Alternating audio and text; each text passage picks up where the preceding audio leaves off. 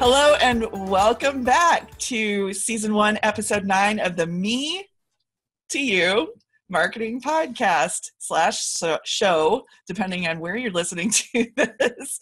I am a co-host, one of three, Dr. Jennifer Brenton, and I am joined by the man in the mesmerizing shirt. So if anybody's on podcast listening, you got to see our video on YouTube. He moves, and it's kind of like you just want to relax. I'm shimmering. Dr. Matthew Champagne, Hey, and Bruce. the ever effervescent she's just having a killer hair day today. She's just gorgeous. Anita Toth. So Hi, again, everyone. if you're joining us on podcast, please at some point feel free to join us on our YouTube channel.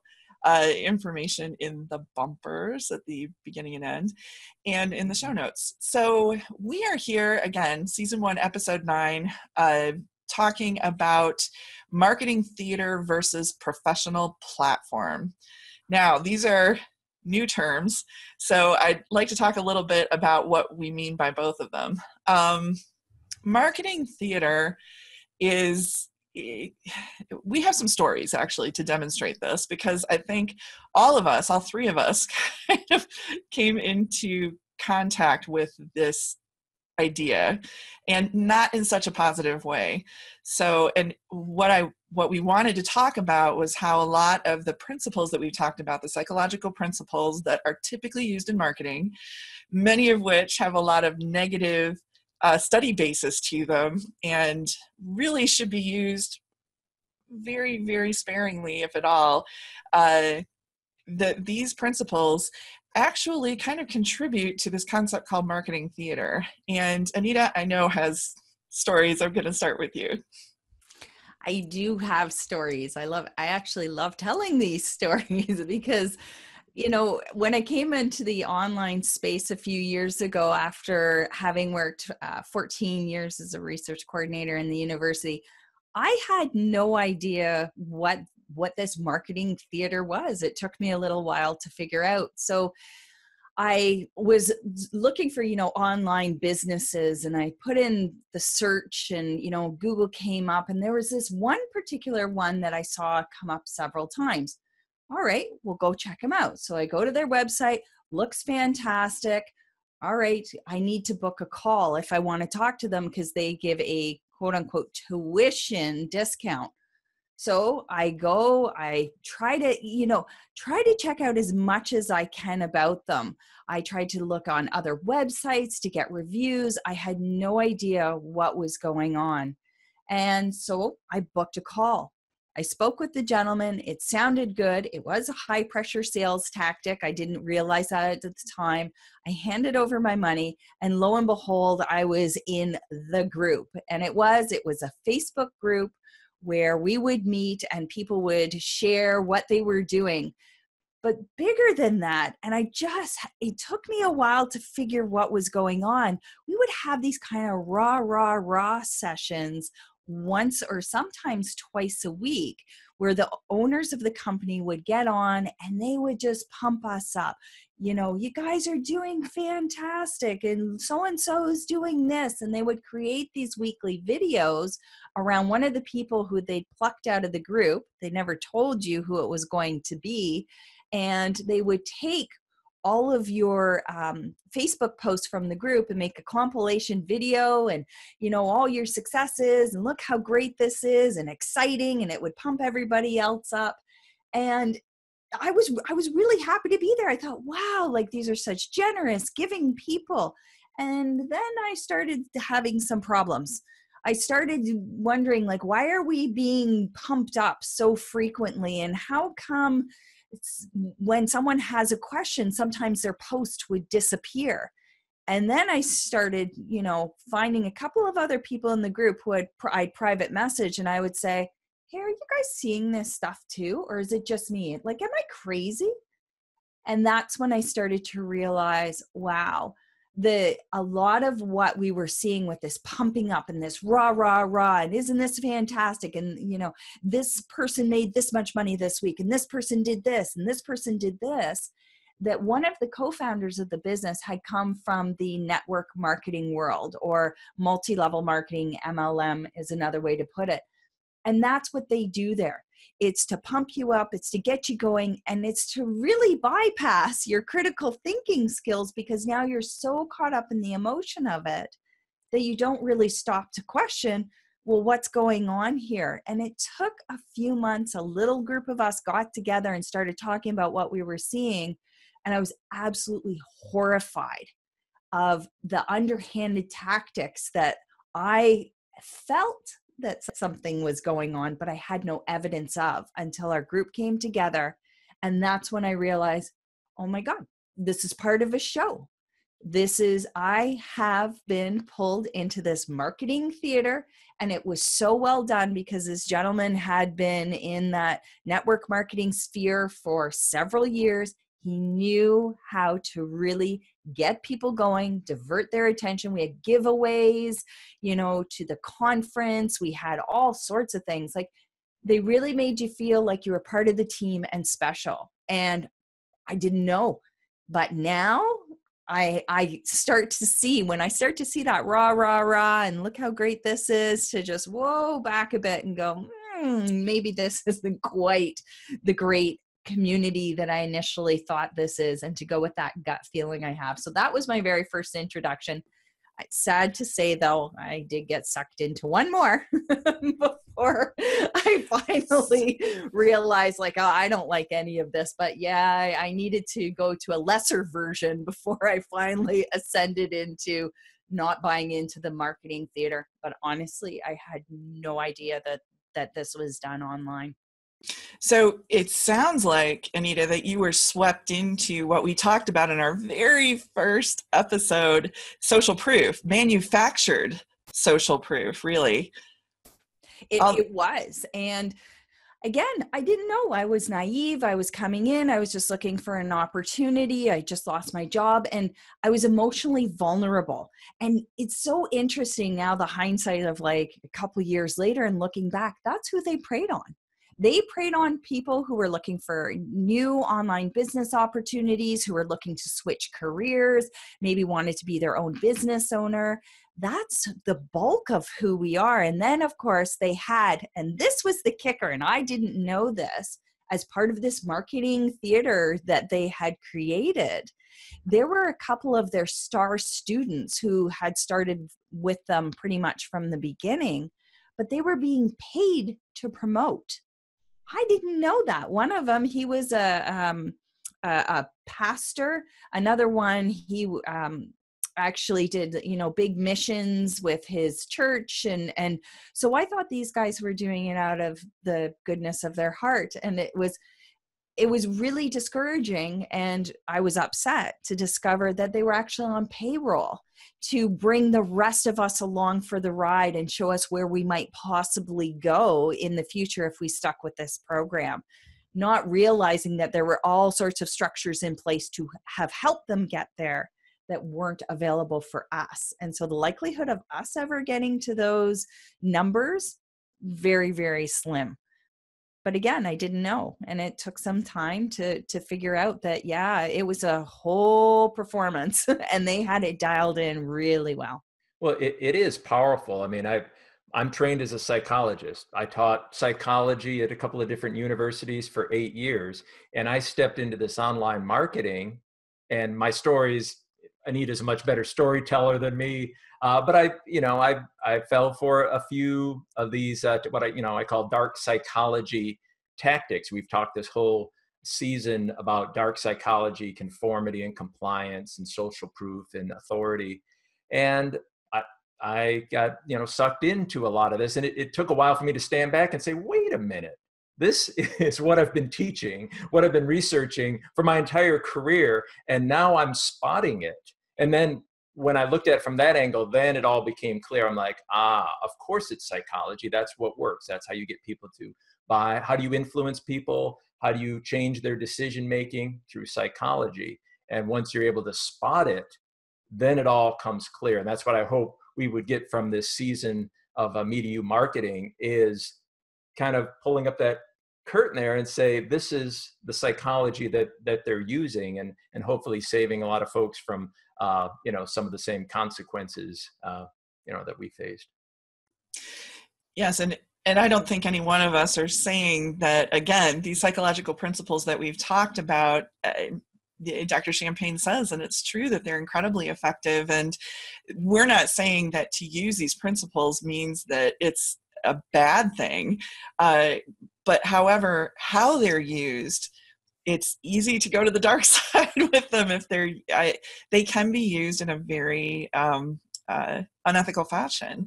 And more than that, what I've tended to see is that the more that these are used, and the more that they're used sort of in concert with one another, the more marketing theater it appears to become, to the point that, and this surprised me the most, there were people that I invested in, that I was listening to on podcasts, that I felt like I knew them because, of course, podcasts are incredibly powerful. And I was consuming their content, I was buying their courses, and I run up to an area where I go, well, wait a minute, this particular piece of information and then everything that flows past this, there's something that just isn't, this is a problem, at least for me in my platform. So I start asking questions, but then I come to find out that, hey, everyone's human, right? I mean, we do tend to kind of, with these psychological principles, start putting people on pedestals who actually employ them.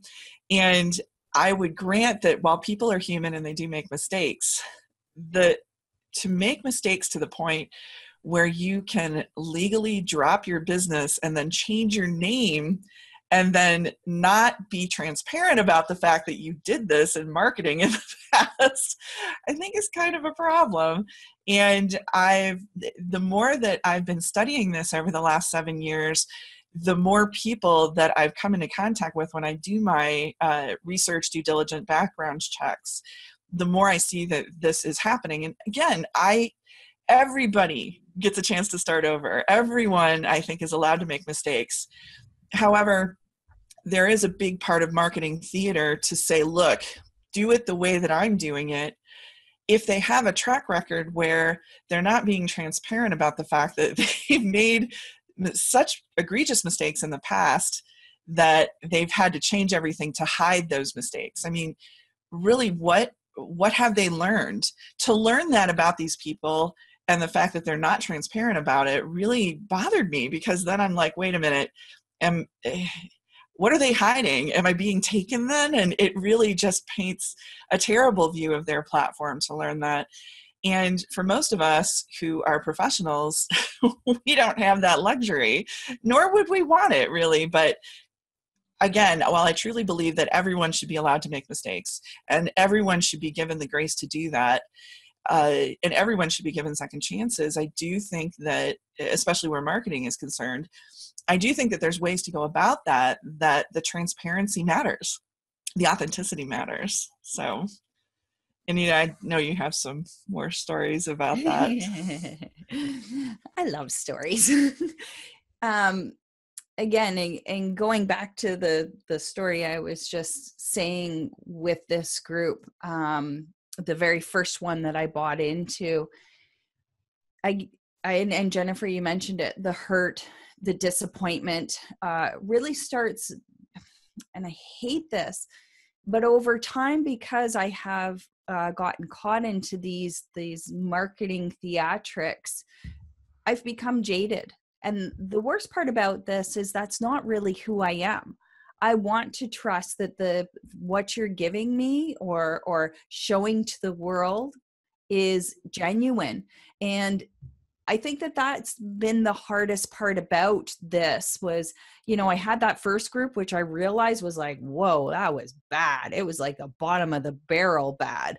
And then I stepped up a bit and I was like, it was so funny because I remember being so excited. Oh, this guy's so much better. only to discover that he actually wasn't. Sorry, I'm blurry. Am I blurry? You're a little blurry. Oh, no. That's okay. There's my own theatrics there. What happened to my... There it is. There I go. You're back. Okay. I will stand still. No more dancing for me. That's the... But so moving from one to the other, I was surprised at how excited I was when I found this new guy who seemed to be much more on the ball. I bought his course. All I ever experienced with this guy was it was a joint venture with somebody else who I'd been following, and he was having a webinar. So I went and same thing. I tried to research, found out a little more about him, seemed pretty good on the outside. His website didn't have a lot of info on it, and that kind of made me go, But he had been interviewed for some podcasts, different things like that. Then I hop on the webinar, and he's showing all these slides, and and this is I make this, do this and that, and then look at these people. My first 6 clients made millions of dollars, and these are their stories, and then back again. Once I got into the course, he actually showed his webinar slides and shared them with us and said, this is how you create it. And there was zero substance to it. Nothing. It was smoke and mirrors the whole way through. It was a performance. And it made me sick to my stomach, because everything I had heard, even up to that point I had heard this, even though I hadn't seen a lot of evidence, was if you want to build genuine relationships with your customers and clients, you need to give value first. And it was only once I had paid my $2,000 to sit in his course and go through the material, I realized I wasn't given anything in that first webinar. And the worst part is, these guys know this. He's been marketing for a while. He's not brand new to this and had just started. I was purposely deceived. I stayed in the group. I went through some of the course material, and it just didn't fit with who I was. The longer I was in, kind of like with Jennifer mentioning, I didn't buy anything else from him. I'm grateful for that. In fact, I think he's a one-trick pony. I think that's all he has is this one course. But I just couldn't take it anymore. So I left. This is the hard part about marketing, is that when people have been online for a while, they become jaded, and they'll become jaded to our platforms too. They are going to, just like with my experience, I now want to dig a little deeper and see, are these people really who they say they are? Are the products that they're offering really going to do what they say they're going to do? And then you start getting into little groups. And this is the real helpful part, whether it's this marketing show, Facebook groups, forums, it doesn't matter.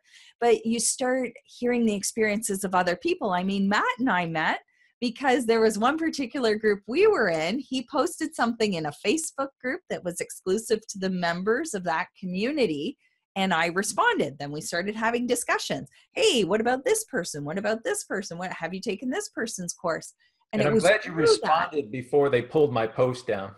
Oh, yeah. Did they pull it? I didn't realize. Oh, they did. That's right. They did pull it down. Apparently my critique of what was going on wasn't well received. So they pulled that post out of there, but you had already spotted it at that time. Oh, so it was meant to be, obviously, because I didn't know that it disappeared. Wow, that's just, anyway, I now know why it would have disappeared, but. Stepped on somebody's toes there to point out what was obvious. Oh, yeah. Which again, kind of goes to what we're saying. There's things that we see now are obvious, and when we state them, the performers don't want, the magician doesn't want you pointing out, well, the card's in your sleeve there. And that's what I essentially did with my post. You spotted it and said, hey, we need to talk more. And then the magician removed the offending post.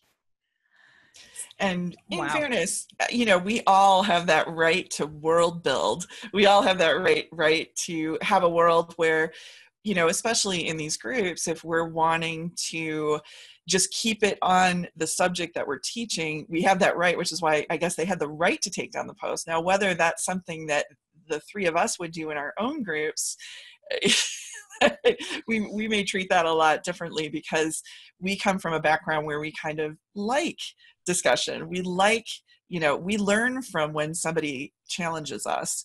And I guess this is where I see a lot of these psychological principles that we've talked about that people use in checklist fashion as boundaries. I mean, they really create boundaries, but they're not creating relationship. I mean, for instance, Matt, how did you feel when they took your post down? How did you feel about that platform? I mean, you were just asking a question and making an observation. I saw your post. Yeah, well, I mean, I just use the analogy of a magician, but it's not, because a magician actually entertains. There's some good. This is more like the guy in the street playing 3-card Monte. His job is to extract your money. He's not there to entertain you. So I just pointed out the trick to everybody. But I hadn't mean to. I can't even remember what the post was, but it was essentially kind of questioning, well, why would this when it's obviously not that?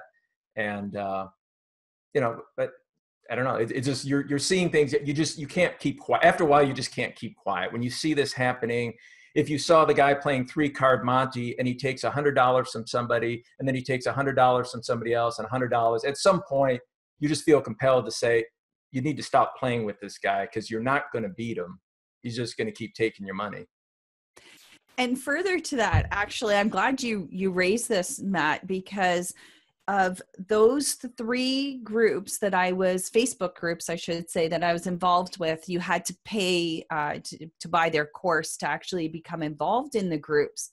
All of them use that same tactic, that whenever somebody posted something that might be showing a hole in what they were doing, questioning some of the tactics they were using, or just even bringing up a point that might be counter to something they taught, rather than using that as a place to build discussion and maybe further growth, it was the same thing. They'd either remove you from the group or remove your post and keep you in the group. But there was often never any warning. I had this happen to myself as well. There was no warning. It was just, it would disappear. And they didn't even private message you to say, hey, by the way, we removed your post because it doesn't comply with our rules or whatever. It was just flat out. They actually had somebody that was part of their job, was to go through all of the comments, all of the posts, to make sure that they were not questioning anything that was being taught. So maybe that's a sign then in getting in these groups. If posts just start disappearing, or there's never really any genuine discussion, it's more just, again, towing the party line, the rah, rah, rah, we love you, we love you.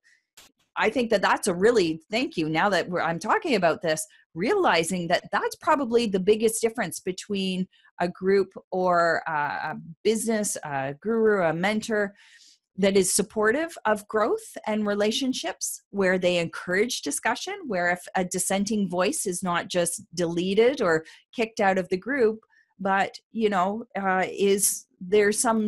biggest thing is discussion. There's respect around that person's opinion, versus all those other groups where they just remove you or remove your post. Well, it's also, I mean, each of us here we know research and we know data, and we're very comfortable with the scientific method. And anybody who knows what the scientific method is, any student who's ever presented a paper at a conference or presented in front of your group, we know what that's all about. You say, well, I have an idea, and to test that idea, I'm going to set it up in this way. And now I gathered some data, and here's what I think happened. And then you are pummeled, because that's the point of the scientific method. Like, did you set that design you up? are pummeled. Did you ever think of this? Maybe your results mean this and not that. Did you think about, this alternative explanation? And that is what the scientific method is. I found this result. Now let me have it. And in any venue, anywhere that you present, they're going to let you have it and challenge you. And then you have to defend your idea. And then, of course, you made mistakes. You'll say, oh, you're right. I never thought that could be. I'll run another study to test it. Oh, I never thought of that. That's a great point. Maybe the theory. And that's how we build knowledge. And that's how we got where we are. That's the world that we live in. But what we're talking about here with the online marketing is the opposite of that. Do not challenge. Don't even collect data, or say, I'm going to collect it. When they talk about testing and data collect, it's not. You see what they collect. So it's really the antithesis of scientific method, which is the antithesis of science itself. Yeah, and I think that it's not that, I don't think that Dr. Champagne or Anita are saying, hey, form a Facebook group and then open yourself to getting pummeled by everyone. No. It's not like that. But because our backgrounds, we do come from reading a lot of research studies, and there are very, very, very few of those studies that we read that are just such incredible, groundbreaking research that they don't say at the end of their paper.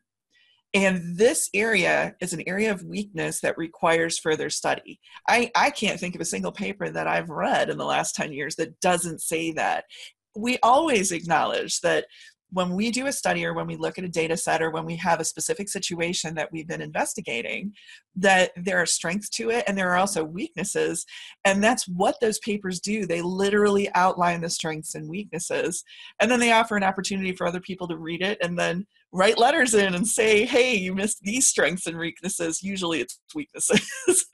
And, you know, this is the professional forum in which we operate. And, you know, what I believe we're saying is that, you know, buyer beware. It's okay to world build a world where, you know, people are trying to keep things on focus for what their course is. But if there's no allowance for discussion to say, hey, but this doesn't work in my particular case, and the course creators don't come back and say, you know what, maybe you're right. Or, you know what, why don't you private message us so that we can gather more details so that we can keep a running tally of who this isn't working for. You know, these are the kinds of communities that we're used to being a part of. But unfortunately, all three of us have been a part of communities that just are not like that. So that's one of the differences that we wanted to discuss as a difference between a professional platform and possibly a professional group that's talking about things like this and a marketing theater platform. And along those lines, you know, the foil, you know, to all of our principals this month, for this series, this season. And by the way, when we were talking about social proof, that was actually episode 5, not episode 1. So I just wanted to go back and correct that. And social proof being very powerful, but we always talk about, you know, this negative principle and this principle of marketing theater. But on the positive side, we've always talked about one of Dr. Champagne's principles that he's used in his, you know, with his 6 million data set of survey in the past. He's come up with 9 principles, and we've always talked about one of his principles that stands as, you know, somewhat of a solution to this. And I'd like to get into that a little bit. Dr. Champagne, do you mind introducing this? And then we can kind of go from there as far as, you know, the principle of delivery mode and therefore platform with what you talk about with survey. Sure. Well, I mean, each of these principles has its roots in surveys and how to gather feedback from your audience. And so the delivery mode, principle 9, goes back probably the earliest because at the time I started teaching at the university, everything that we did was by paper. And you'd ask for feedback on paper and you'd ask for evaluations on paper. But along came this new thing called the World Wide Web. And the question I had for my university is, why aren't we using this new web to gather feedback instead of using paper? And so I gathered, you know, some grad students, and we set about creating these using HTML, writing up what were then online surveys. We called them something different back then, but this was actually something new. Nobody had done this. So my team and I helped contribute to this new industry of doing surveys online. But it was really challenging because even my own university didn't support that. They you know, wouldn't fund the lab that I had built. They said, yeah, this is just, you know, kind of a fad. You know, this faculty will never want students to ever, you know, give them feedback online. And so that kind of led to my decision to leave the university and start a company. But that was the difficulty at the time, was trying to convince learning organizations, universities, other companies that, hey, we don't have to use paper. We can use this new World Wide Web to gather the responses. It'll be quicker, more efficient. You get the results faster. It was a hard, it took years, all through the 90s and into the next decade, to convince a lot of schools and organizations that this could work. And then along came somewhere in summer of 2006, we got our first response to a survey on a BlackBerry. And we're like, whoa, what is this? Somebody has this new device called a cell phone. And then they started filling them out on cell phones. And then along came tablets. So we actually did a study about 2009, 2010. We gathered 600,000 data points from people submitting responses on tablets and computers and cell phones, and did a longitudinal study and all. But from that, the short of it is we developed this principle that there are painful trade-offs with these technologies, how you gather feedback, whether in paper or online, on tablets, on phones, and nowadays through Facebook, through other social media, via email, on your website. There's all these trade-offs between how you gather those responses and how do you get the best quality, the most representative data, the highest response rates. That all has to be thought through in what platform you use to gather feedback from your people. So that's where Principle 9 was rooted. Well, and I really love this principle because what it's saying is, hey, we respect you enough in our relationship with us as the provider of services or other provider of services, provider of product. And we respect you enough to actually ask for your feedback. And we honor your feedback by giving you that feedback back, by actually telling you what your results were. And, you know, the difference between this and theater really is that theater is pretty much set up. It's a little bit like what Matt said. You know, it's a setup from the start. You know, they're looking for one set of answers, and everything is sort of filtered to get that one set of answers. And I would argue, especially as a scientist, but just more as somebody who has really invested in a lot of these platforms and wants to see these content creators do well. I mean, there wasn't a single one of these people that I was resenting for the fact that it just wasn't working for me. And I would have completely honored the fact that they said, you know what, you're right. I think in your particular case, it really just doesn't work in this way. But just not to have the fear to say, hey, thank you so much. Thank you for telling us who this is for and who this isn't for. You're really helping us to develop this product. Or, hey, we'd really like to address that. Would you be part of a team where we can see if we can solve that?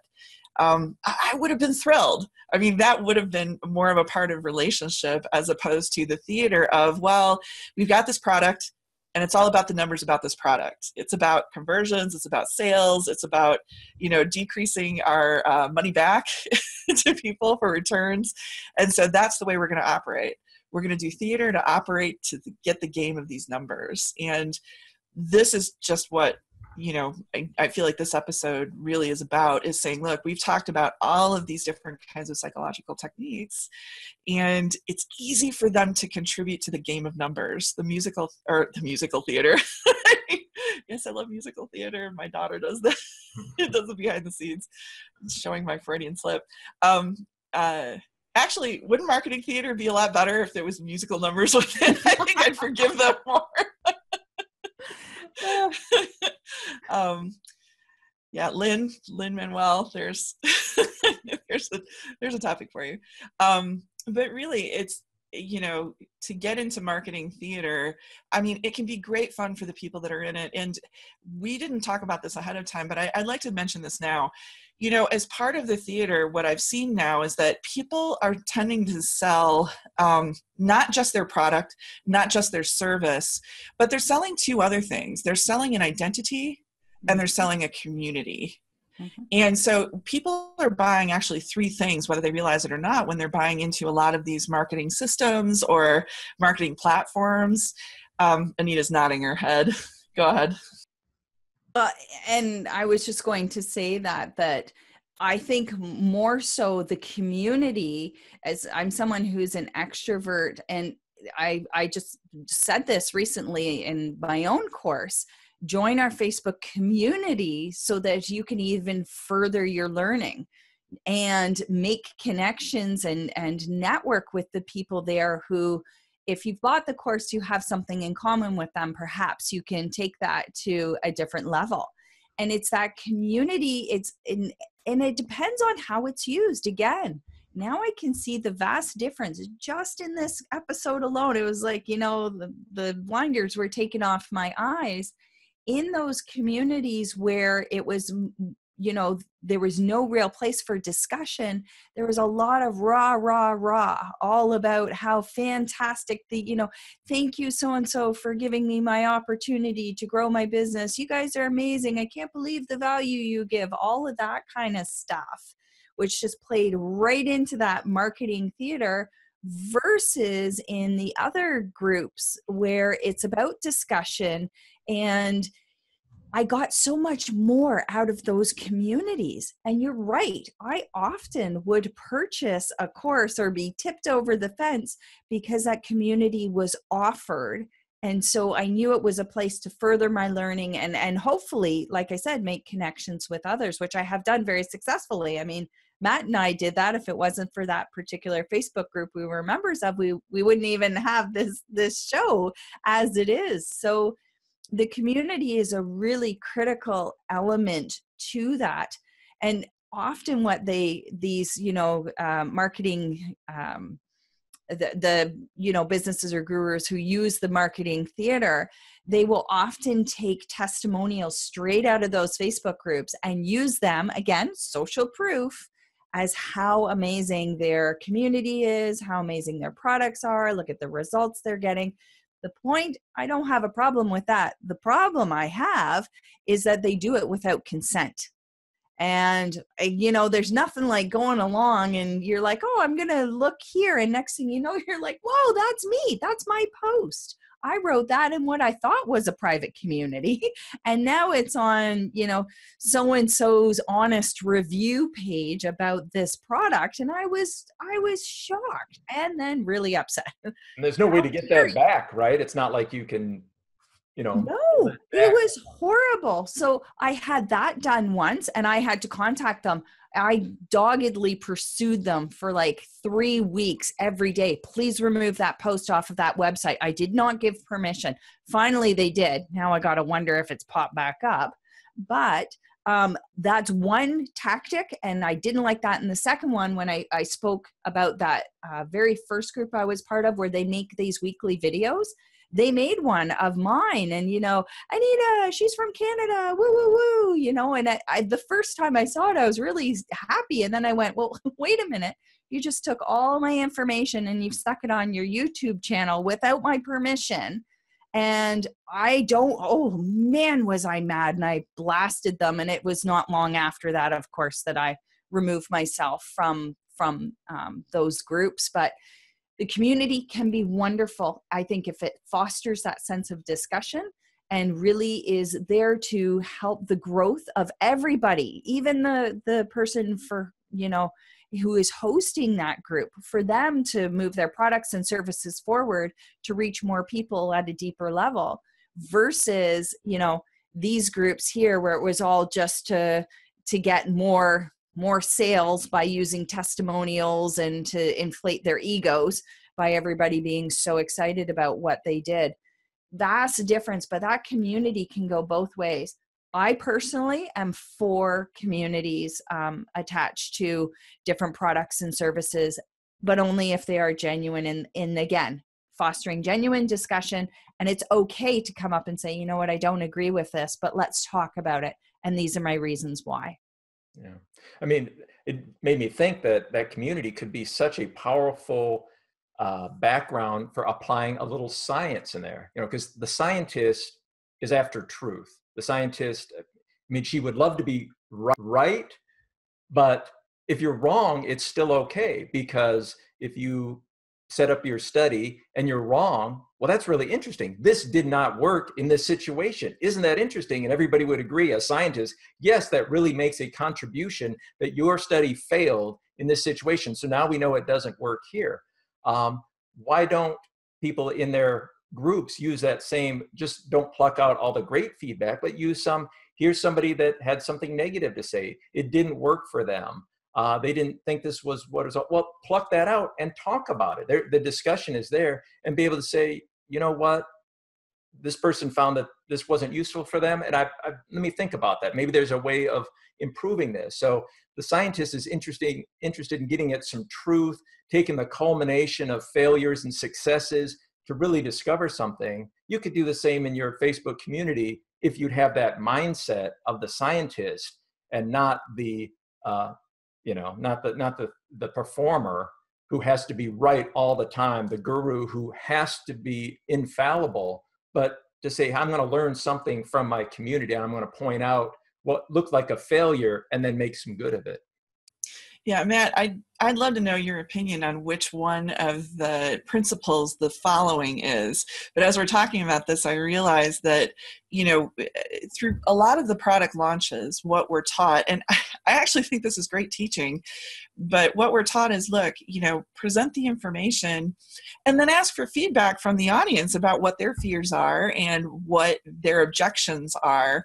And then form your bonuses to address those objections. And I had never thought really much about that before. I thought, well, okay, that kind of makes a lot of sense because you're respecting your audience's fears and you're trying to allay those fears. You're trying to really address those fears. But I guess what I'm thinking is that with some of this, though, is marketing theater. If those fears are addressed with the appearance of data that doesn't really exist, or the appearance of, well, this can work for you in this particular situation, and there's an assumption there that because you had presented data on all of this other stuff, that data still goes forward. And I can think of one product in particular that absolutely comes across like this. So I've seen it happen, and I think, just being very careful with that, because especially as professionals and, some of us scientists, as we're presenting things, being very careful about how we apply our data and where we apply it. I think it's beautiful to be, addressing objections and fears. But I also think that not only is it ethical to be saying, you know what, this product really isn't for these groups of people that I can see because it really doesn't address this. But I also think that fosters even better JV partnerships, because there probably is one of your JV partners who nails that particular audience. Be generous.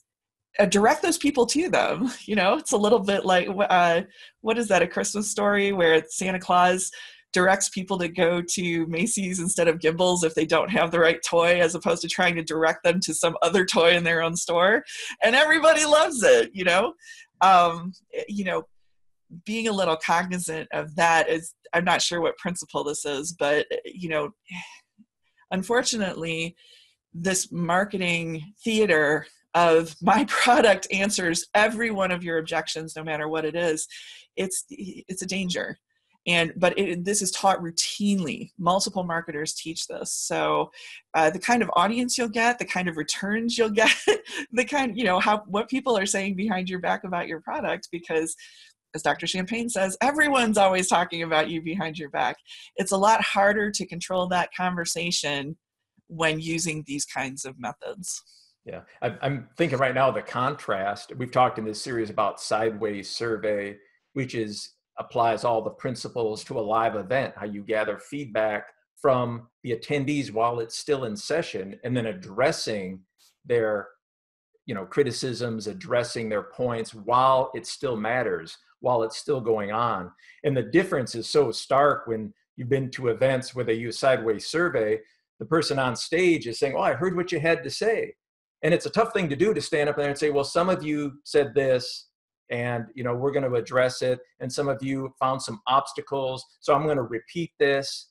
But it makes such a different dynamic that you're gathering feedback, you're hearing from your audience in a kind of a private, anonymous way, and then you're explaining why you can or cannot address their feedback. It just changes it, and that stands in contrast to most events that you go to. And I can remember one in particular where I even asked the event managers, "Where is the survey? Where is the feedback form? How come you haven't asked us?"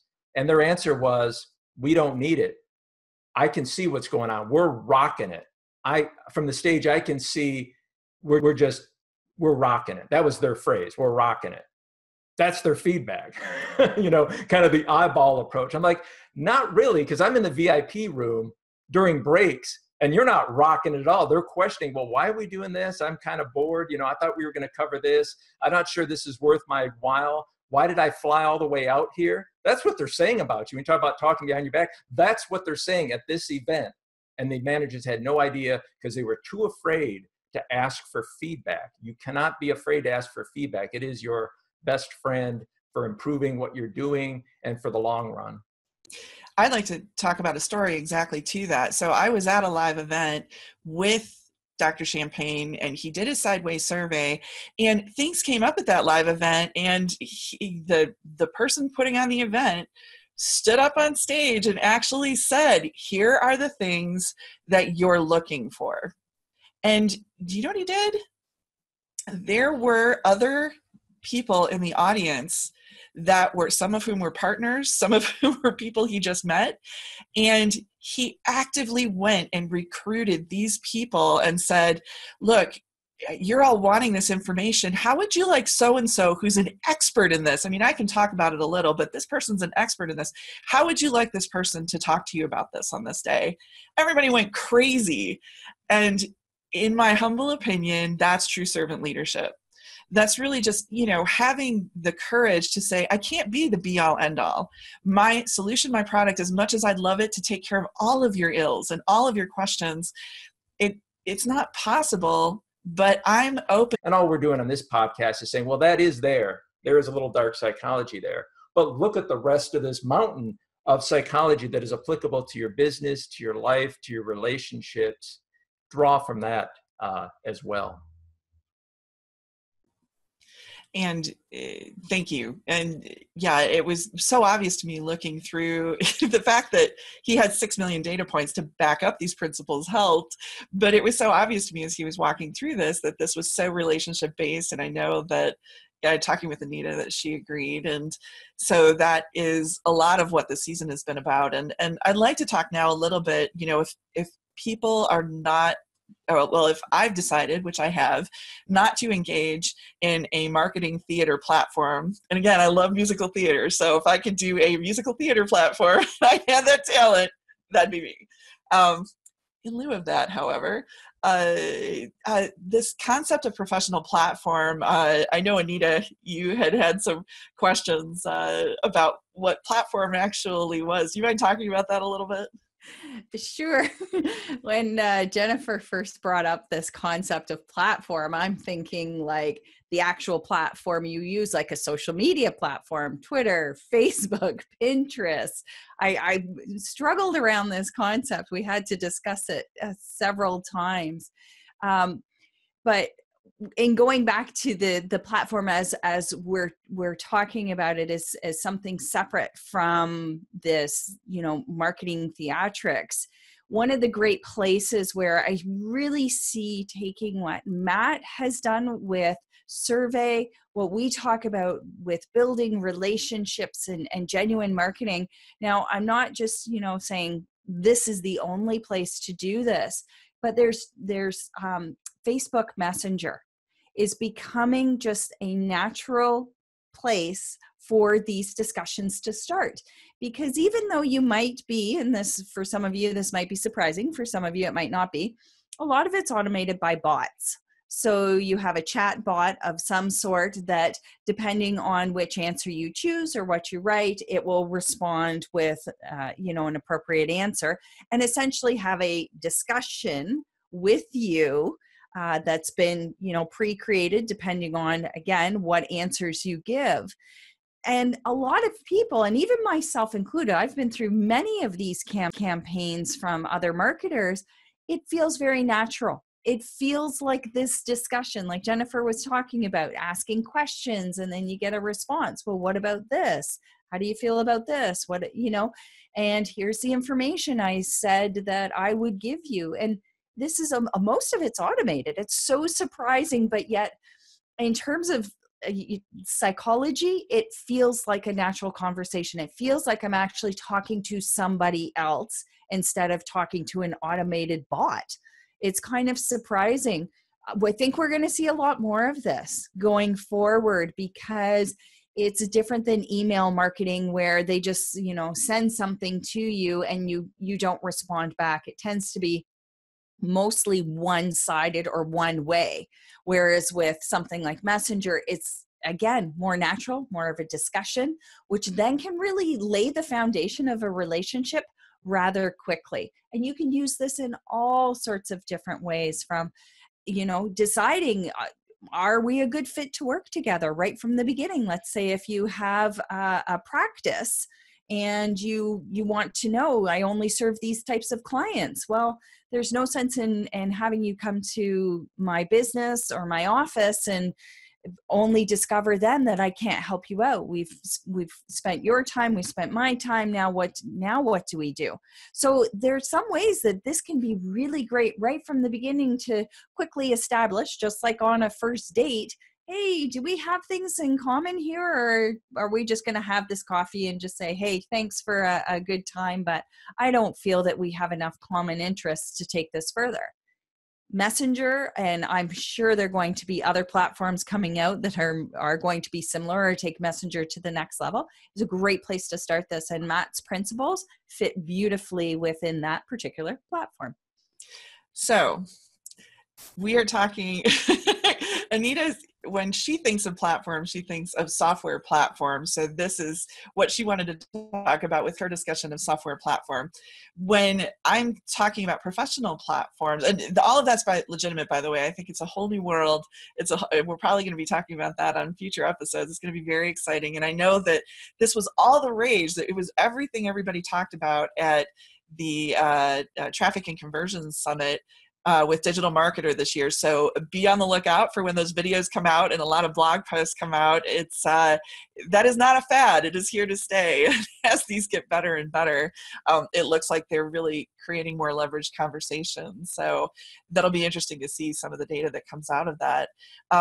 Another way of looking at platform instead of software platform, and this comes from Michael Hyatt's book Platform, is talking about it. Now, Michael Hyatt was in publishing for quite a long time. And what he noted is that for people to get published anymore, that publishing houses were not interested in looking at them unless they had their own platform, meaning that they had already put some information out there and they were getting their own followers with that information. Many times they wouldn't even accept or look at someone's manuscript seriously unless they had so many followers on one of the social media networks. And this was where he said, this trend that people really can't get published anymore as easily unless they have a platform. I'm going to start talking about this because people should know, because he, of course, wants to see everyone published who can be published. And so thus Michael Hyatt's book Platform.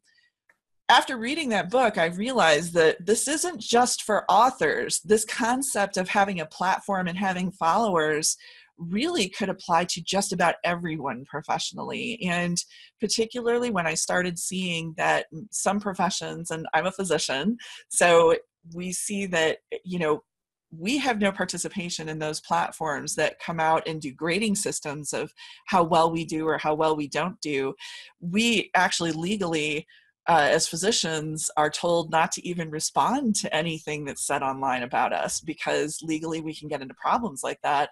I thought, wow, this is actually a beautiful way, this platform concept of talking, and I don't know about defending, but basically letting the world know what we're really about, as opposed to having our entire professional platform online per se be just what people are talking about behind our back and having no ability to respond.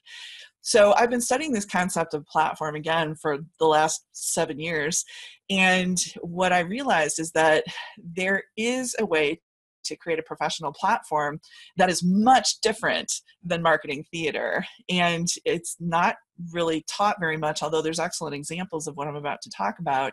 And really quickly, this principle of professional platform goes with an interaction about having somebody ask you for a cup of coffee. And for the record, Anita and Matt totally laughed at me when I told them the story. because they were like, wow, you took that to a dark place quick. That's okay. You guys can make fun of me. But if somebody comes up to me on the street that I do not know and they're offering me value, like for instance, they're offering me a cup of coffee. Hey, I'd like to get to know you better. Sit down, give you a cup of coffee. I don't know who this person is. I mean, Are they someone that is going to, get my personal information when I'm not looking and somehow take my wallet? Is this somebody who is just wanting to pump me for information and, I leave after an hour completely exhausted? Is this somebody who wants to slip a Mickey in my coffee and then I'm whisked away in a van and nobody ever hears from me again? I don't know who this person is. And that's the one they make fun of me for. But it does apply that, there's a pretty good chance that I'm going to say no because I don't know who this person is. And it's the same thing with a lot of what we offer online. I watched a lot of my fellow brothers and sisters in medicine go online and have blog sites and have websites.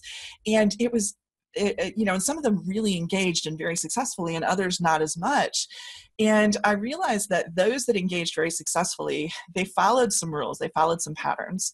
And one of those patterns that was very important is that they talked about who they've been, who they are, and who they want to be. And that was incredibly important. It wasn't just good enough to say, hey, I'm a doctor.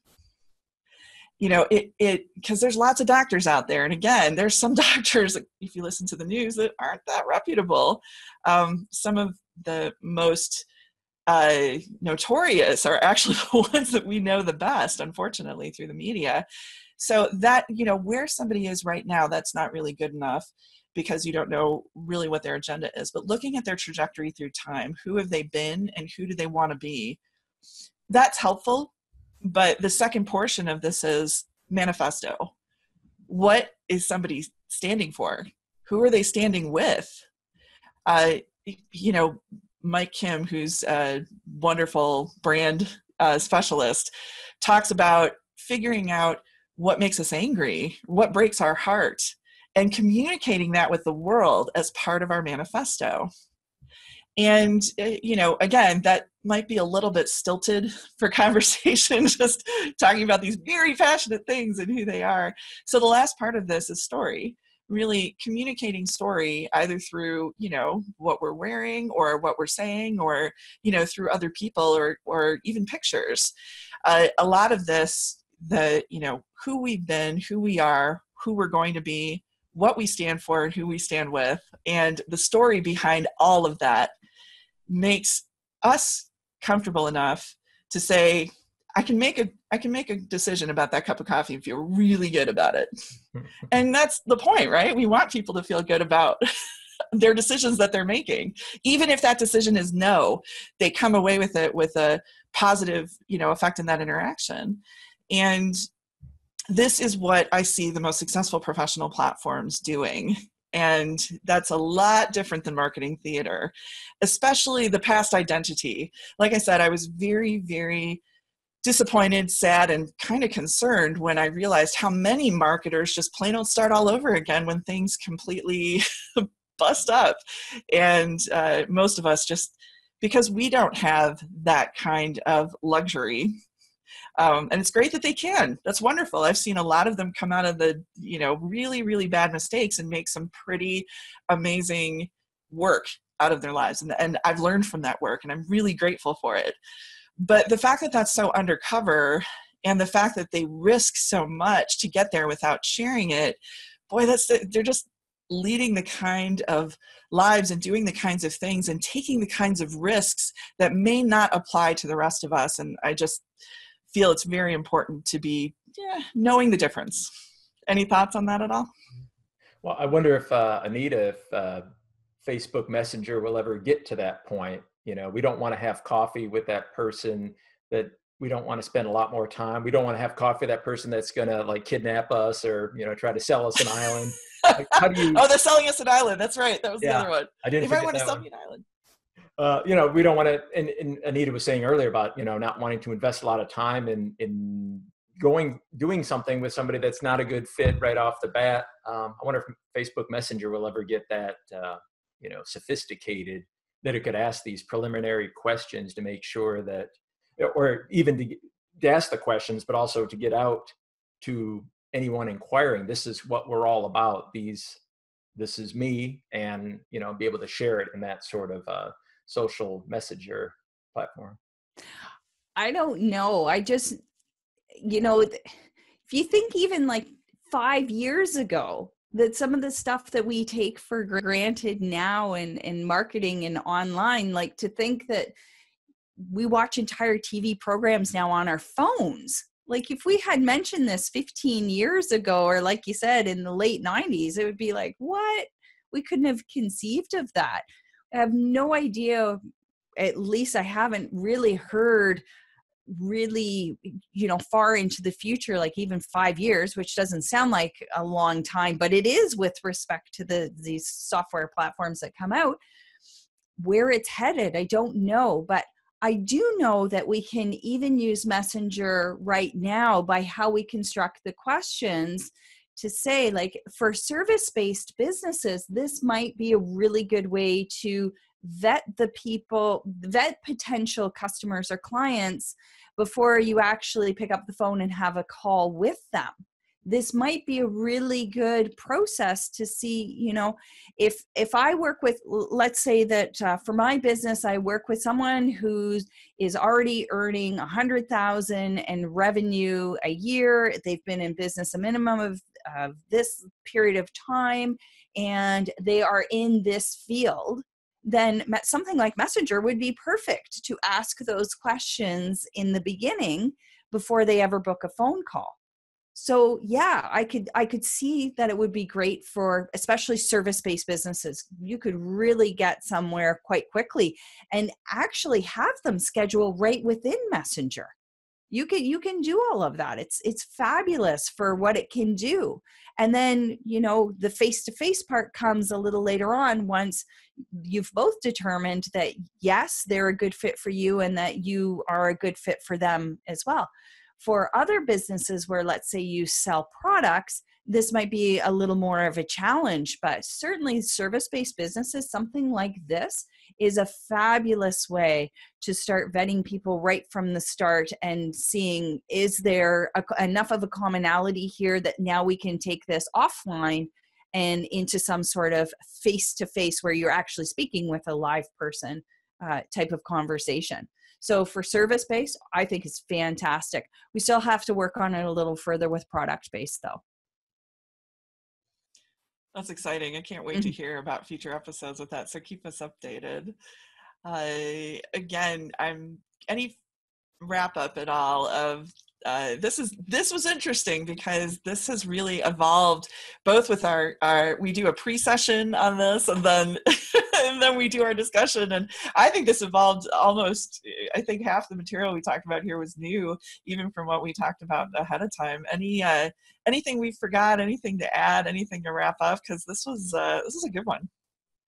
I mean, I guess the takeaway for me is just decide yourself, are you the person that is seeking truth, or is it a game, or do you want to be right? As a scientist, you're seeking that, ever elusive truth, and you don't mind being wrong. You don't mind getting feedback that's going to be a little bit hurtful, but it's going to help you improve because you want to help some people. You have a product you've created, you have some services could help somebody. It won't help everybody. You need to find, who is this going to help? And so you're seeking, that's what you're all about. It's the truth seekers, I think of it. And that's very different from the other side, which is concerned with what's the tactic that's going to increase my sales, my clicks, my conversions. I'm looking at the short-term metrics. So they're not about to put in the sort of work that the truth seekers are looking for. It's a completely different mindset. And you just, I think from the get-go, decide, well, which one are you? And if you're somebody who loves the gaming of it and you want to try all the tactics and stuff, well, there are people that can show you all those tactics, and you can model exactly what they do, and you'll be one of them. And that's fine. But if you're somebody who's seeking to help folks and improve their lives, and you're concerned about your legacy as being somebody who was one of those people, because it will shine through. If you're somebody that's really trying to help people, you're seeking the truth, that just shines through, and you'll just be known as that person. So that's a decision to make.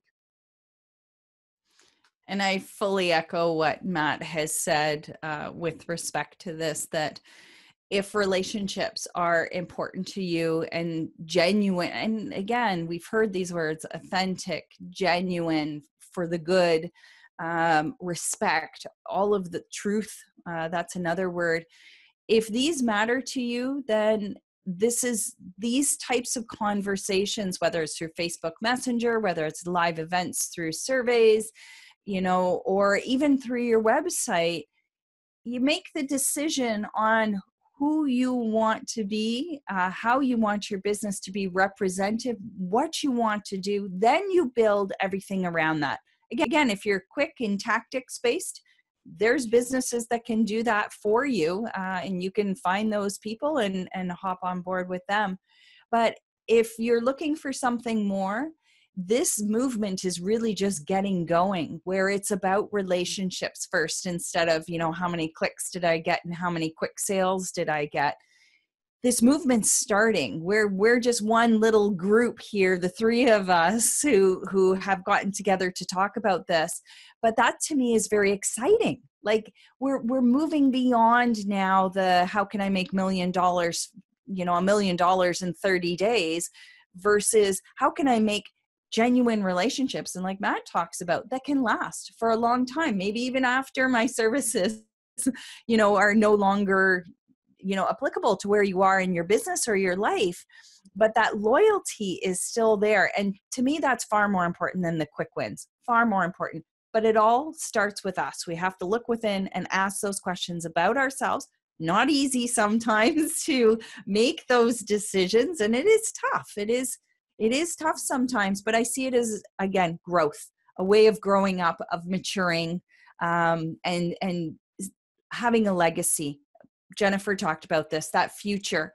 Where am I going into the future with my business? What do I want that to look like? Not in terms of the numbers, but in terms of how people will be talking about my business and what I stood for in the future. That to me needs to be asked right now versus once I'm in it. Ask those questions now. They're tough. You might not like the answers. Write them down. It's always great too to keep a journal of some of this stuff. Type it out somewhere, just file it away. Come back once in a while and have a look and go, oh, wow, I really have come far and I've really deepened what I'm doing.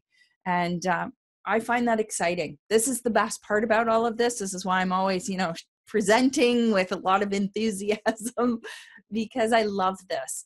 I love growth. I love being pushed in different directions. Sometimes I don't like it because of what I have to confront and change. But to me, that's still part of the excitement of the growth. And so those are the decisions that need to be made. And they really will affect what your business looks like, 2 years, 5 years, 10 years down the road. I wanted to talk a lot about what Anita just said. Well, a little bit about what Anita just said about the growth and how it's not easy. And if there's one thing I've learned over the last 7 years, because it has taken me this long, and being an obstetrician gynecologist, liability is always in there, but the more successful that we are at what we're trained to do, the higher education that we achieve, what I've noticed is that success for us equals becoming the best tool of our industry that we can possibly be. For me as a physician, that really takes me away from being human, story, my own identity, identifying with someone else's identity. It's really difficult to have that empathy when I am the best tool of a physician that I can be, the best surgeon, all of that. And the argument can be made, well, the best surgeons really do have that. But when we're trained so much and we are just so by ourselves and isolated, it's just very easy to get away from that. And I would argue, I think that's what we're seeing here with the marketing theater, is that it's you would think that being a marketer isn't an isolating event, but we know that it is, and it's scary, and there's risk, and it's putting yourself out there and kind of faking it to make it. And I think marketing theater is what we see as that end result of the marketers kind of becoming the best tools of their industry. They're human. It can happen just like it does to those of us in professional industries, and engineers and nurses and teachers and IT professionals. And so we just wanted to have a conversation about the fact that, there is a way to kind of come back from that. And we've learned we've learned, what to do. We've learned what not to do. There have been positive aspects to these platforms. There have been some negative aspects, and sharing this is really where we wanted to go, to give, kind of a focus on the negative to showcase the positive and kind of show the trajectory that we're going to. And we're going to be continuing that next season as well. So thank you very much for joining us for these 9 episodes. We have one more episode coming up in this season. And from Anita Toth, Dr. Matthew Champagne, and myself, Dr. Jennifer Brenton, thank you for joining us for episode 9, season 1 of the Me to You Marketing Podcast, where we are talking about marketing theater versus professional platform. Thanks again. We'll join you for another one soon.